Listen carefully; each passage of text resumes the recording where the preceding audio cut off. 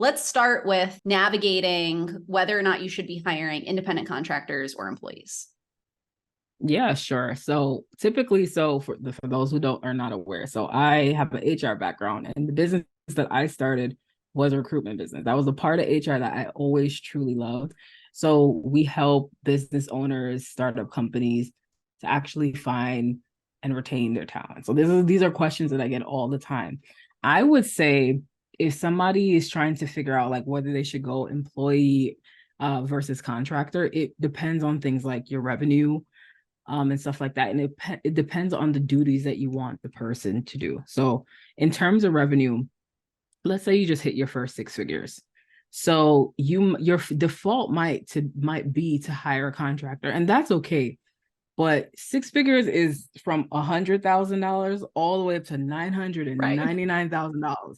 So when I Thank hear you for people talk about six clarifying. figures, yeah, when I hear people Me talk too. about 6 figures, I'm like, okay, let's get into the numbers because $100,000 business and a $900,000 business is very, very different. Yes. So if you're at the beginning stages of that, hiring a contractor is okay because of course you are probably not like in the financial place to be able to afford necessarily an employee, maybe like a part-time one, but not like a full-time employee. When you're starting to climb to like let's say like mid-range, like 250K, 500K, around there, you want to start to think about hiring an employee because the needs of your business is going to change. That's what people don't understand. There's going to come a time where you're going to need somebody fully dedicated to your business. And when I say fully dedicated, I mean they're working specifically on your business. The problem that I see with contractors for a lot of people is typically contractors have other clients. So there's always this push and pull. So like, for example, maybe the way your business is set up, you need launches. You hire an independent contractor, they help you with these launches, but they also have other clients that they're launching for. So if those clients' launches are going on, right, there's this push and pull energy. Like you may feel like they're not showing up the way they need to show up for you. And that's just what it is when it's an independent contractor. Now, what some people do, they might go through some type of agency and hire a contractor, but at the same time, that's not guaranteed because that person could leave that agency at any time. And then you'll be replaced and starting for the ground up, and you don't have any ownership of this person. And that's what people need to understand is that you're not entitled to this person. You signed a contract with the agency, and that's really more so about it. So when you're in the mid-range, start to consider to hire an employee because of the dedication that you're going to need and the whole 9 yards. And then, with the IRS standard with contractor versus employee, a contract is very specific. Typically what you're seeing a contractor is like based on project.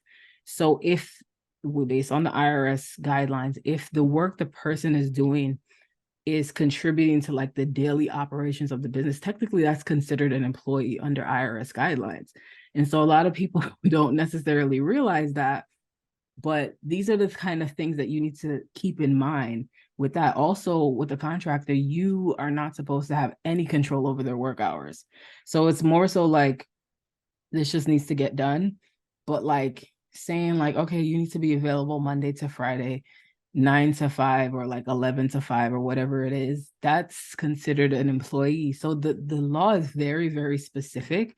And if you're getting to a place where you're like, okay, I need more specialized help, I need more dedication, that's when you want to consider hiring an employee, because there's also tax benefits too with employee. And I think people don't realize that there are benefits hiring an employee. Like, for example, I know here in New York, there's like grants that you can get for having an employee and stuff like that. So there's all those things. So the legalities is one part, but in terms of like understanding your needs, you have to really understand where your business is going. Because if you keep saying, like, I hear people say it all the time, I want 7 figures, but you're not operating in a space to be able to get the 7 figures. like and for example, like the biggest contractor, most common contractor role I see is the virtual assistant. And I tell people all the time, like, yes, they have a specific part of a business if you're like an online business, but this is not the end all solution when it comes to hiring. And this is where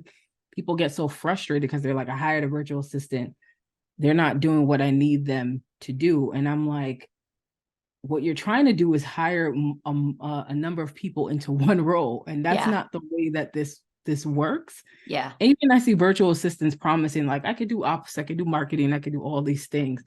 I guarantee you, I always tell people unicorns don't exist. There's going to be one specific area that this person is going to show up better than other areas, or eventually what's going to happen, they're going to get burnt out. And that's when I see a lot of business owners are scared to hire. So sometimes a virtual assistant is not your answer. They have a very special place on a team, but as you're continuing to make more money, taking more clientele, you're up leveling and scaling, your team is going to be required to look different, because you as the leader in your business has to show up different. Because a 6-figure business, and I'm talking low 6 figures to like high 6 figures, 7 figures, even 8 figures, looks totally different in terms of team. And then what I normally see, people who rely on the virtual assistants and stuff like that, then they have issues with client retention, or, people are not hearing back from them, or, you as the leader, you're starting to have to implement more rather than you're out there like selling and getting visible and things like that. So you have to consider all of this when you're considering to hire even a contractor or an employee. Yeah. One of the things that's coming to mind is something that I've definitely seen come up with clients of mine that I've worked with at that more like mid 6-figure range too, is like, they have a very specific need and are trying to find the right independent contractor to fit into that role, but don't realize that, like, as an independent contractor, they're going to come to you and say, this is what I do and this is how it works, kind of, and it's like, if you have, like, you are setting yourself up for a very difficult search if you are trying to find a person who's going to come to you and say, this is exactly what I do, and it's going to match exactly what you need, versus with an employee, it's like, job description, here's how I'm going to train you to do it, here's when you're going to be available. Like, you're creating the role versus them creating the role and then wondering why it's not really working out the way that you need it to work out. Exactly. I think people also default to it because it's easy. Yes. Like, in their mind, they're like, well, I'm not required to pay this person. This is the conversations that people think and they have. I'm not required to pay this person. Like, if I need another one, I could get rid of this person. This is how, like, I've heard people think, but I always say to them, I'm like, whether it's employee or contractor, every time you have to do it, you're spending money. Yeah. And that's what people don't realize. And half the time when we look at the numbers, I'm like, you could have hired an employee to begin with. Yeah. Yeah. And save yourself pain and suffering. Yeah. And this is okay. I have now said this twice on this podcast, so apparently I feel strongly about it. It's like the things that people are willing to get help with or spend money on, and then the things that they're not, blow me away. So, like, if you're willing to spend thousands and thousands of dollars to be in some high-end mastermind, but you are not willing to pay a CPA or someone to help you figure out how to legally have employees, like, you've got to get your priorities in order, because that is like some weird online business, bizarro narrative that has like worked its way into our brains, where we like think that, like, but it's going to be so expensive to go to a lawyer, and it's going to be so expensive to go to an accountant, and like, that's going to be so hard, so I'm going to do it this way. It's like not as expensive as some of the other stuff that you're spending money on, and also have the peace of mind that you're doing it the right way. So that, because the other thing that I mean, this is something that you and I talked about when I interviewed you for my other podcast,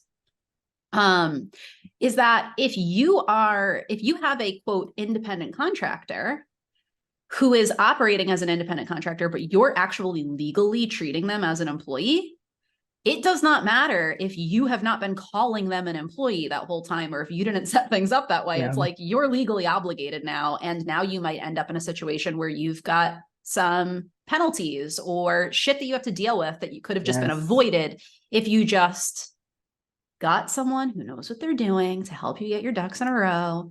It's not going to be that bad. Yeah. It's not exactly. And your comment about the masterminds is so spot on, because what I always tell people, like, yes, everybody does need coaching at some point, but I always tell people, you go into the high masterminds, and then what they're teaching you to do, you have to remember, you have to pay the mastermind, and then you have to find the money to implement whatever it is they're telling you to do. So if you go into the mastermind, they're telling you to hire employees. Well, if you just paid five figures, high five figures, even six figures for this mastermind. Yeah. And then you have to spend the money to do all this other stuff. It's kind of like you just got yourself into a situation when what you could have done is hire an expert, hire an employee to actually help you specifically with this. I always tell people there comes a time where you have to hire more specialized help versus coaching. Like it's two completely different things. And I think people often confuse the two. And then they're stressed. And I'm like, you're stressed because what you need to do is hire employees. You need hands. Like you need people to be able to implement the stuff that you want to implement. And, you know, if you're going into mastermind and you're paying them all this money and all they're telling you to do is hire a virtual assistant, I mean, I would be remiss if I didn't say you need to really look at this investment, because I can tell you people who are at the $1 million mark, 8 figures, 9 figures, they have teams. Yeah. They have people working to help them, because if they don't, you can't take a vacation. You can't do any of that stuff. And is that really the kind of business or life that you envision for yourself? Right. So these are questions you should be asking yourself. Yeah. And if you're looking at hiring, if you are feeling the pressure of needing to hire, probably the reason for that is because you are feeling like you need help with implementation, not ideation or strategizing. And so if you need help with implementation, no amount of I'm going to tell you what to do or coach you through problem solving around things is really going to, like, you're still going to need help with the implementation. You're still going to have to turn around and do it. So exactly. And as a coach, I recognize I care. I love coaching. I think that coaching can be great for a specific type of person, but sometimes it just gets out of hand where I'm just like, I do not understand. Cannot tell you the number of people who I'm like, you need to go to a lawyer for that. And they're like, but I have to go to a lawyer. It's going to be so expensive. And I'm like, let's talk about this program that you just joined for like $5,000. Like what? I don't get it. Anyways. Okay. Now I'm getting judgmental. So let's say that somebody has then decided like, okay, I'm going to hire an employee, or they now know the route that they want to go. Even if they do want to hire like an independent contractor, they're clear on the route that they want to go. What are some of the first things that people should consider or do to try to find a person who's like the right fit in terms of they can actually perform the role, but also like they're a good fit to work with you? How should people get started with that? So the first thing is that when you're deciding like, okay, I need to hire somebody, the first thing is establish your hiring budget. Figure out like, okay, how much is it that you can afford to pay somebody? And if you're realizing like, okay, I don't have enough to afford to pay somebody, it's like, I tell people approach it like a cash injection. Like if you wait to the moment that you really need somebody, it becomes harder. But if you plan ahead, you can start to set aside reserves, just like you would do if you do profit first. You set aside a reserve for taxes and stuff like that. Approach hiring just like that and have like an account where it's solely for that, for team, because it makes it so much easier for you. So that's the first thing. The second thing is like, okay, you're like, okay, this is the person that I need. Now I need to figure out who it is that like I want to hire. You need to create like almost like an avatar for this person. Now, when I say avatar, I mean like, I don't mean like, okay, this person needs to look a certain way or anything like that. What I mean is, what's the skill set that they need to have, like the experience, the education necessary. What is it that you want them to believe about your company? Like, are they in alignment with your company mission?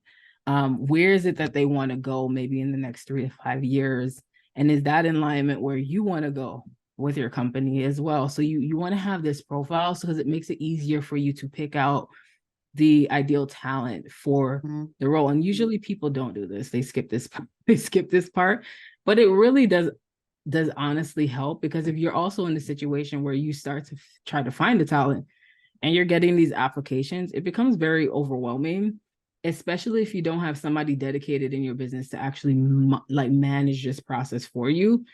You're going to have to do it yourself as the leader. And it takes time. Like I always tell people, like it takes like literally like 68 hours for like from start to finish to actually find a talent. screen them, interview them, all that kind of stuff. It requires a lot of time. So if you don't have a lot of time, you want to make sure you do some of these steps to make it easier for you in the process and to make a informed and a not biased decision. Because sometimes I see a lot of business owners, they hire people that are like them. And usually you don't need somebody who's like you. You need somebody who is the opposite of you, somebody that their strengths are your weaknesses. To balance the business out is what you truly need.